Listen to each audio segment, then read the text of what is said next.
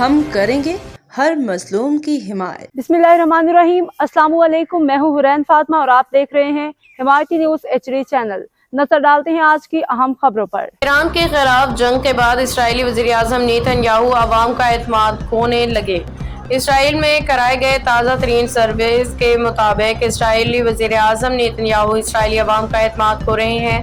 उनकी मकबूलियत तेजी से कम हो रही है। कबल अज़ वक्त इंतखाबात करा के एक बार फिर इक़्तिदार संभालने के मंसूबे बनाने वाले नेतन्याहू को ईरान के खिलाफ जंग से वो मकबूलियत नहीं मिल पाई जिसकी वो उम्मीद कर रहे थे।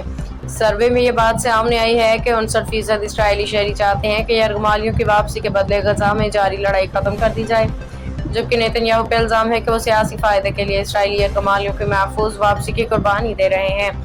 49% इसराइलियों को मानना है कि गजा की जंग अब भी जारी रहने की वजह से सिर्फ नेतन्याहू की सियासी ख्वाहिशात हैं। इसराइलियों की एक अक्सरियत अब नेतन्याहू पे एतमाद नहीं करती। अब तक के लिए इतना ही। मज़ीद खबरों और अपडेट से बाखबर रहने के लिए देखते रहें हिमायती न्यूज़ HD चैनल।